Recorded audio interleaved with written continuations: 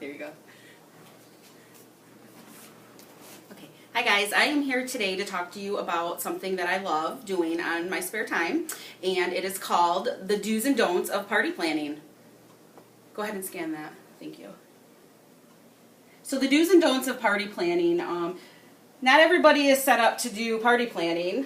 I definitely am one that's an organized person. I work in an environment that I love details. So when my families have parties, I'm usually the first one to say, hey, I'll do it. They love that I am a control freak and I handle the parties. So the first party I want to talk about is my daughter's 4th kids party, and we hired a clown. Do hire a clown for your party. Kids love it. They come and they face paint. The kids loved it. We also had a piñata at this party, and during the party we were in an enclosed garage, and I do not recommend having a piñata in an enclosed garage with a bunch of kids trying to whack it. My poor dear elderly grandmother was there, and we could not open the piñata, so I unfortunately had to grab her cane that day, and I decided to try to hit the piñata with the cane for the children, and it turned into a nightmare. The piñata did finally break open with the bottom rubber part of the cane going across the room and cracking one of my friends in her chest. So a definite do not. A do for a kid's party, I would definitely say rent a bounce house. Kids love bounce houses. Parents love bounce houses because it keeps the kids occupied and the parents can enjoy their time.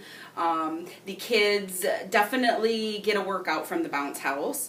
Also, next slide please.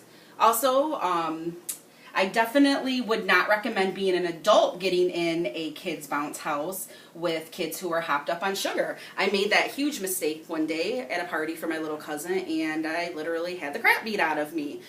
Not a fun experience. Don't recommend it. The next party that I did a Christmas party with my family, and we thought it would be fun to hire a Santa to sing along with the kids. A do, great. Santa came, the kids sang, the family loved it, we handed out candy, presents, and then Santa decided to go over and speak to my elderly grandmother once again. Really don't know what his deal was, but he had a little crush on Grandma, and he was trying to kiss her, and kind of freaked the family out, the children, and we decided after that never to hire that dirty Santa ever again. The next part of our Christmas party we did like, and that we do like, is playing games with the kids. This past Christmas we actually bought the game, Pie Face. So we put on, some whipped cream, and the kids played the Pie Face game. I'm sure some of you may know about it. Another game that we also played at Christmas that year was a Do Not, which was an adult gift exchange game where my poor daughter, who was a teenager, won a bottle of alcohol. Definitely a do not at a party. Definitely mix the games up for kids and adults, and never let a child play with an adult party. You never know what they're going to bring. The next party that I did was a fun surprise party for my grandma. She was turning 73, and we decided to give her a luau party. So you want to plan a fun themed party. We had great theme. We had tons of party favors for everybody to wear. When my grandmother arrived, we didn't realize a do not was to blindfold her at the age of 73 and surprise her. She was completely flabbergasted and was scared.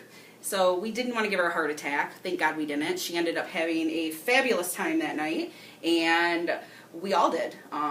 So I definitely would say do make sure that the person you're having the party for has the best time ever, which in this picture, as you can see, even though her eyes are closed, she did have a great time. It was the best birthday she said she had ever had.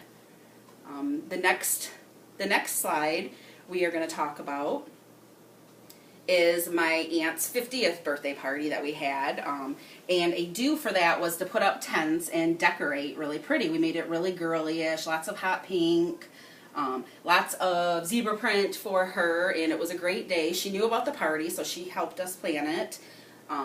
After she helped us plan it, we decided we were going to buy lots of alcohol for it, which was a do, definitely. It's always for a good time. And we also set up pictures, a picture booth, and got fun supplies and stuff for everybody to wear to make the pictures look even more fun. As you can see in the pictures, my grandmother even enjoyed it with her fun glasses.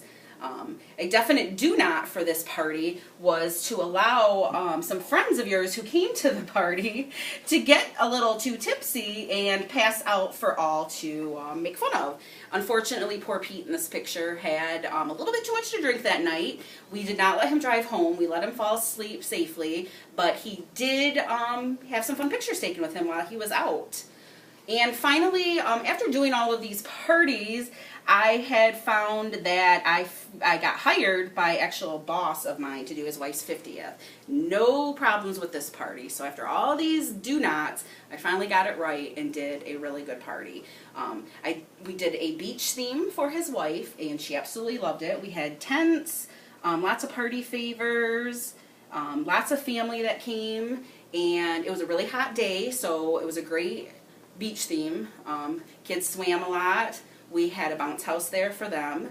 They absolutely loved it. We did a fun tiki bar at the beach bash, and it was nice refreshing drinks. They actually ran out of the pina colada mix because everybody was having such a good time. And I definitely was represented well with my learnings from party planning, and they were very appreciative. So again, this is what I like to do in my spare time. I wouldn't say I'd want to do it as a full-time person, but I definitely love doing it for family and friends, and why not get paid for sometimes doing it. But there are definitely a lot of things I have learned, a lot of do-nots. But I hope you enjoyed my slides and my pictures, and thank you for listening.